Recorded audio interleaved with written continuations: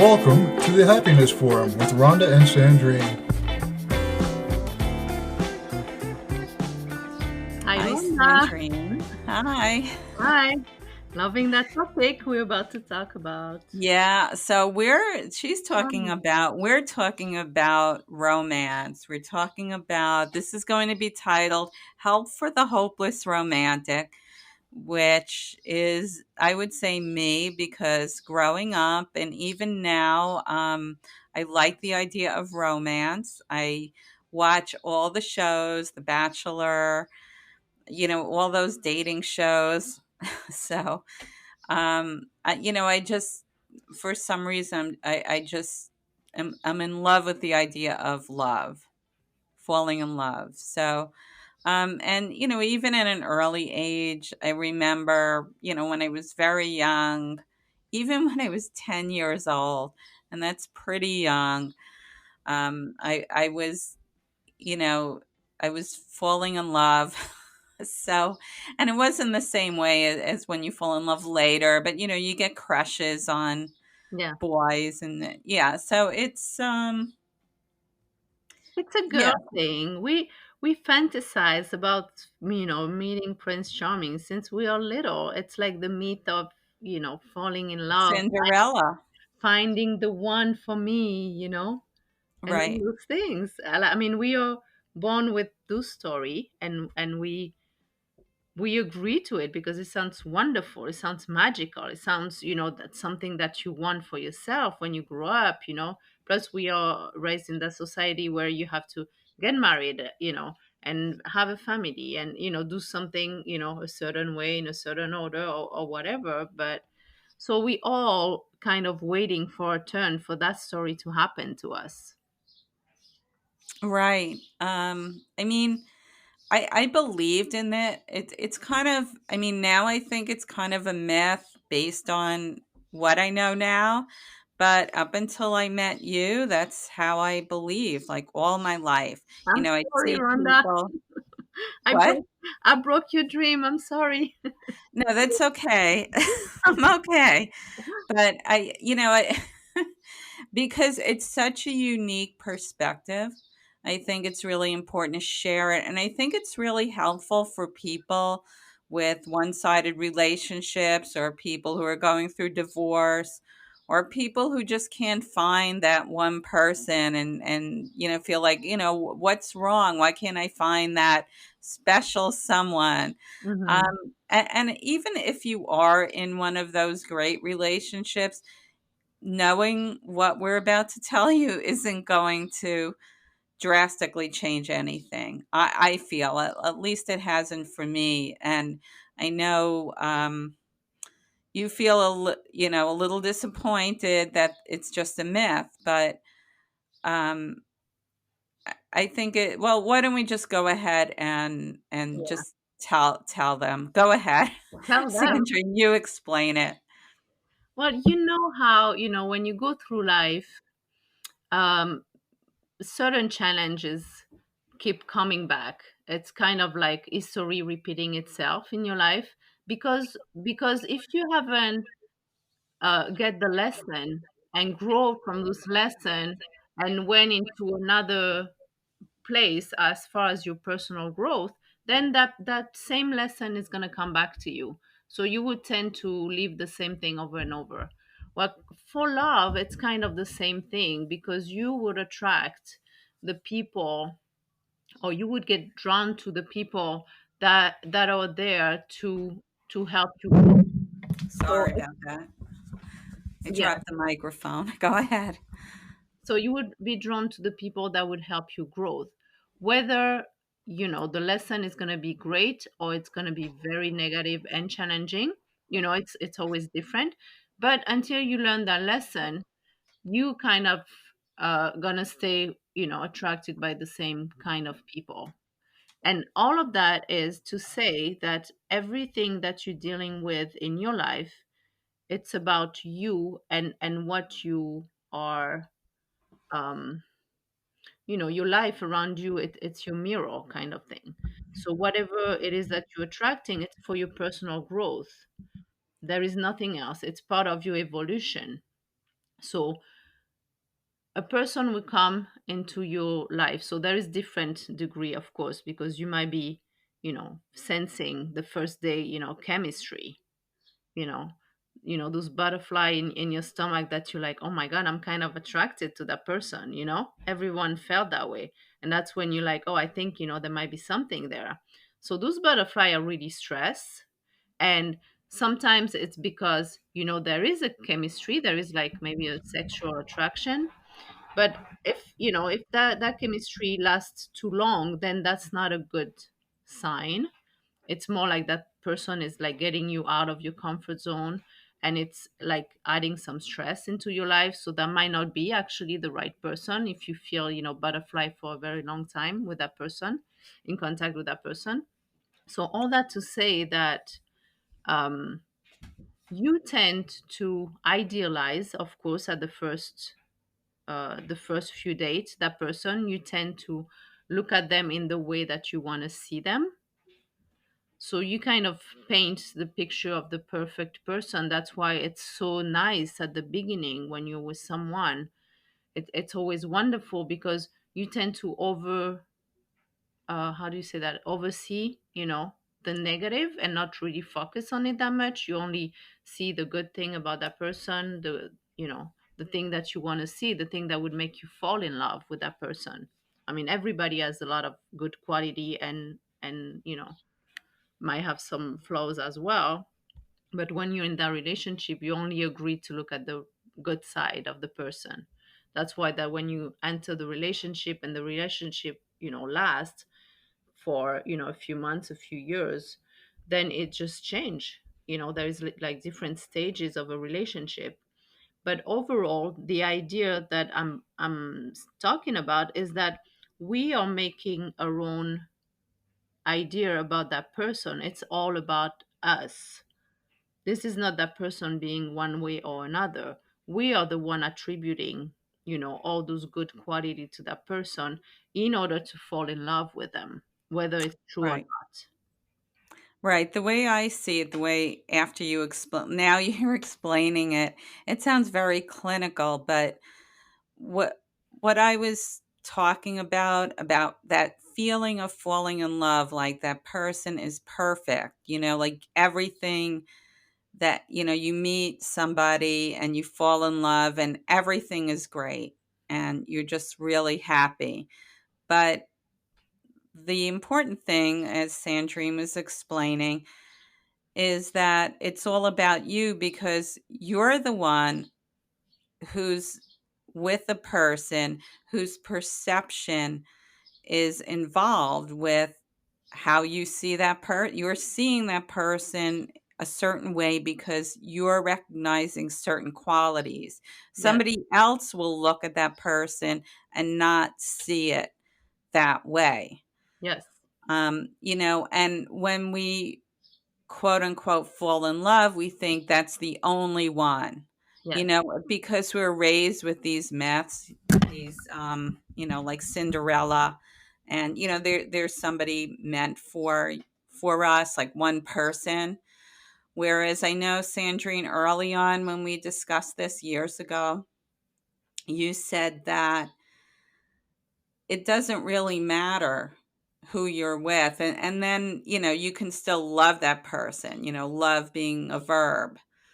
It sounds like, again, it doesn't, it's not romantic, but it is, I mean, obviously you want to have some compatibility, some chemistry, yes. but you can, But um, but that's what happened to relationship. After being in love, you learn to love that person that you're with.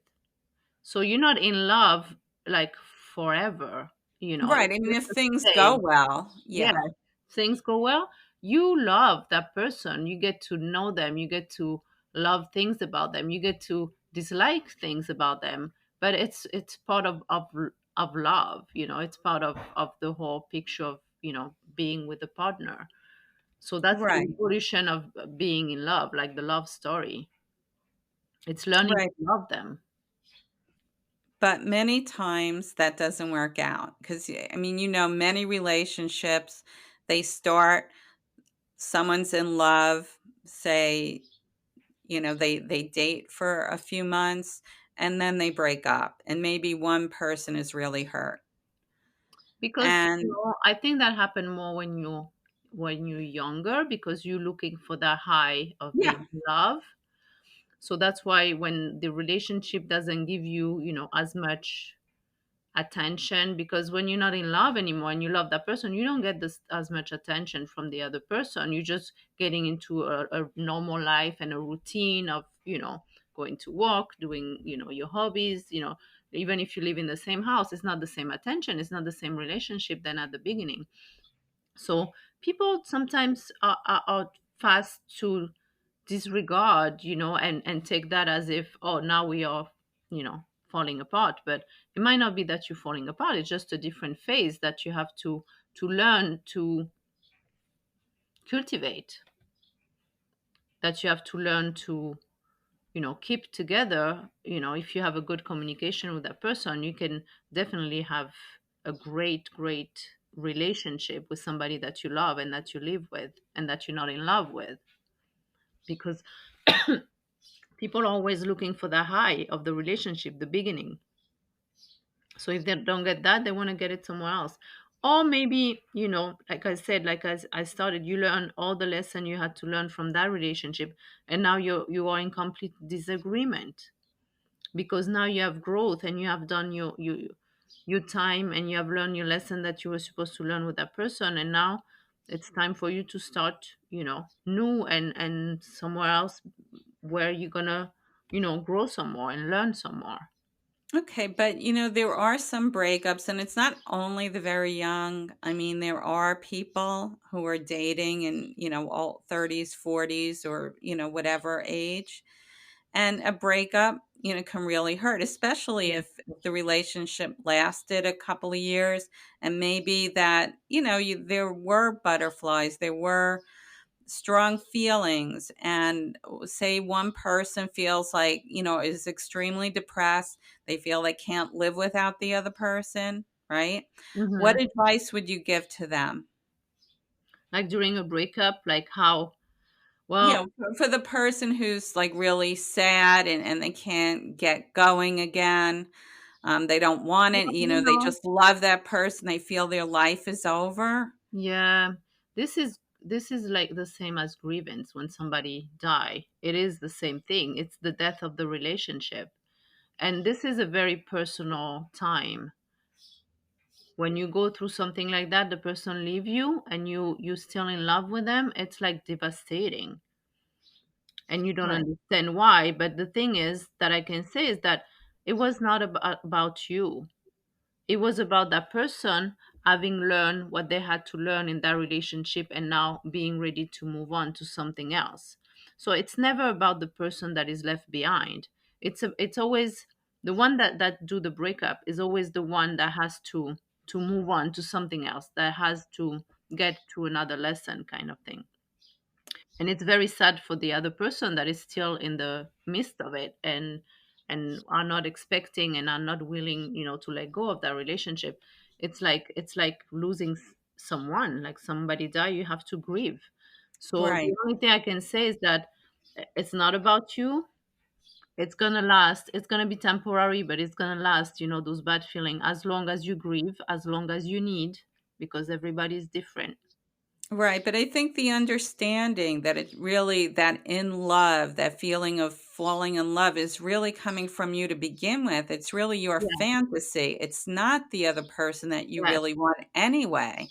Yes. It's the person you made them out to be, Yes. can really help So when you're, losing you in getting love, over it. you're losing the image and the feeling that that person make you feel like. Exactly.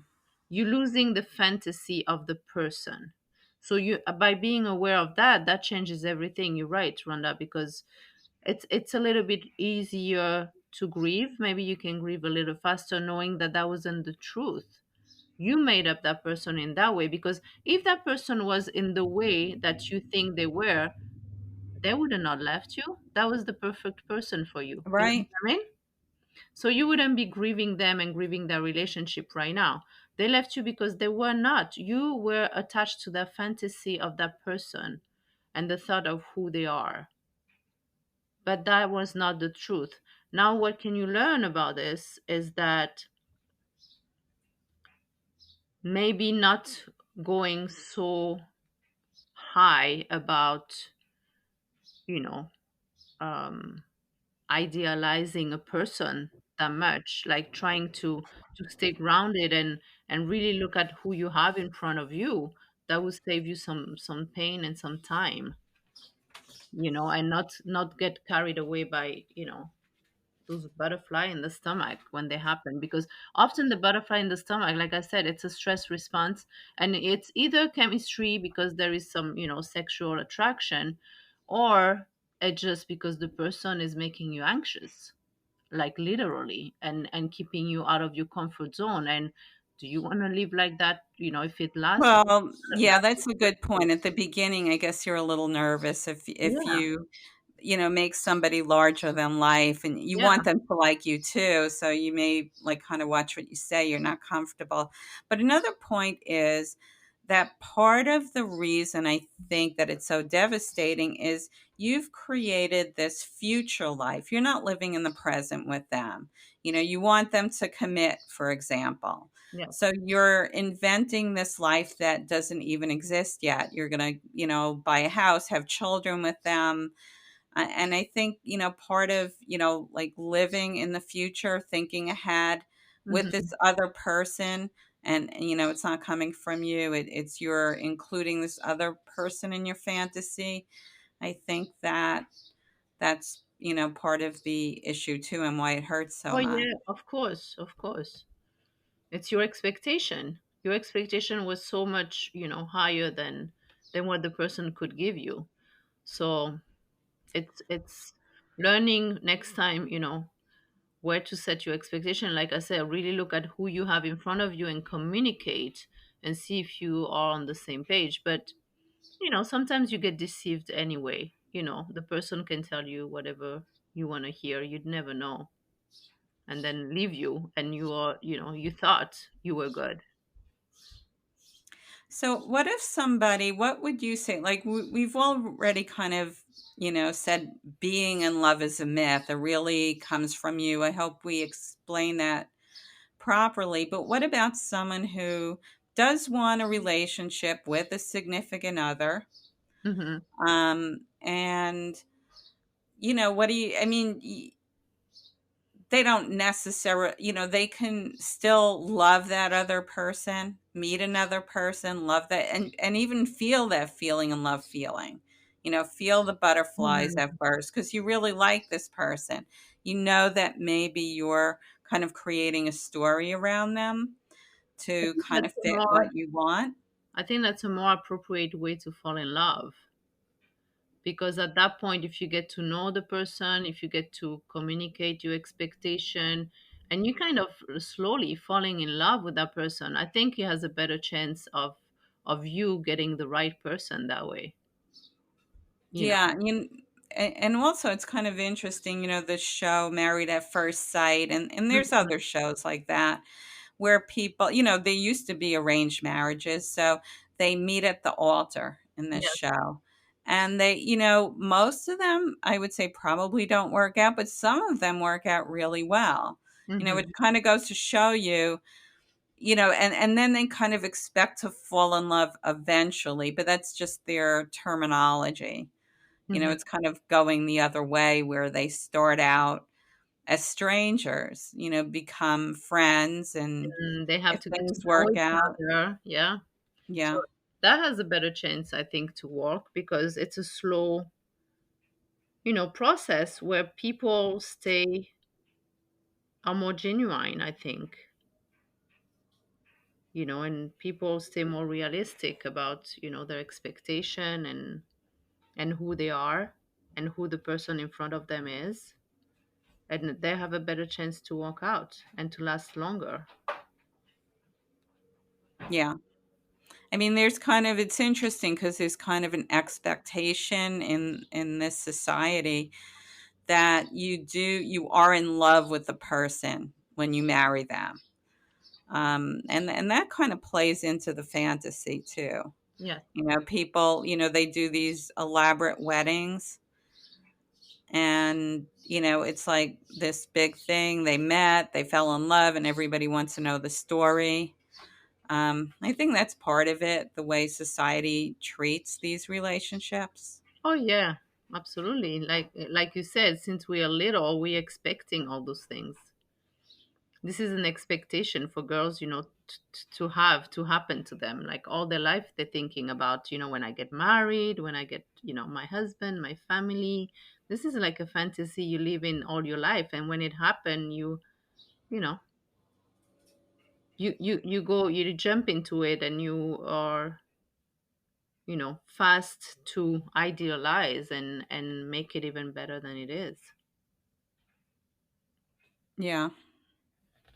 Yeah, that is, like, and you were saying before, it's probably better to, to take it slow and just, sort of like the person, Yeah. love the person as a verb, do loving things. So, if you are attracted to somebody and you're friends with them Mm-hmm. and the relationship can grow, it Yes. doesn't have to be like oh, I'm in love, Yeah. that, like I can't live without that person, because that's Mhm. wrong Yeah. and it doesn't help. It's not the truth. It doesn't last. Right. But there are people who are still, I'm sure, that are still under that illusion and live like that. I mean, you see it like also in the media, there's a lot of attention. Mm-hmm. And that also puts a lot of pressure on people to stay in marriages, or to, marry somebody who they feel like they're in love with, rather than, um, put more thought into the relationship. Or are they compatible? Or do they Mm-hmm. both want the same things? Because a lot of times the chemistry and what you fantasize about are not things that are good for you. And we know this because, Yeah, women without often. your judgment, and then when you go into the relationship after a while, you realize that a lot of things were wrong, and then you separate. That's how people separate. After a few years. Right, if they started out with that in love feeling, Mm-hmm. and I don't know what the percentage is, but there are a lot of divorces. So I would say that, a lot of these times when being in love wasn't, really true. And we do idolize, we think, we say in our marital vows, till death do us part. And, a lot of times, people marry several times. Yeah. And there shouldn't really be a stigma, because if you're in a relationship and it doesn't work out, then, there's no you know what I mean? It kind of like, if it doesn't work out, it kind of blows that fantasy. It's like, oh, I Yeah. thought it was the one, but it wasn't. That's why divorce are painful. It's like, your fantasy is gone. Like you were gonna have, you know, your husband, your family, all of this, and suddenly it falls apart. So that's why divorce are devastating. Like people are having a hard time, to deal with divorce. It's a tough thing. It's a tough place to be. Right. And I'm wondering, like, if relationships, if we didn't have this fantasy around the marriage, say, you fall in love, you get married, say, in a couple of years, and we have this fantasy, and then if things start going bad and we get divorced and we're devastated, what if we had relationships where they started as friendships, and they, it was more thoughtful, and the people were very compatible? It probably would, be better, I would think. Oh yeah, absolutely. It would last. That would be, starting over the right way. Starting over another relationship that where you can take your time and get to know the other person, set your expectation, have a good communication, make sure they're a great partner. So that's the key to really finding a relationship that will be sustainable and that Yeah. that will carry you on, for years to come. But people usually, usually the first attraction, it's usually a sexual attraction. So people jump into this, you know, Yeah. more Well, quickly. sometimes when people separate, like they'll say, I love you, but I'm not in love with you. Now, Mhm. I'm thinking they probably mean I don't have that feeling, that fantasy anymore. Is that what they mean? Do you think? Yeah. Yeah. They're not in the first phase of, of the fantasy. They have landed. They're like in reality now. I know, your good side. I know your bad side. I know Right. you as a person. I appreciate you. I And you love want the you. fantasy. They want the We're fantasy. not the fantasy anymore, but I can still be with you and do and give my life to you and do things with you and share everything with you. That's a choice. It becomes a choice after, because people are looking for the fantasy. Right. That's why they have affairs. That's why they break up Yeah, and look for other people because they yeah, think that's out there. They think that, exactly. And it's very personal. It has nothing to do with, who they are married to.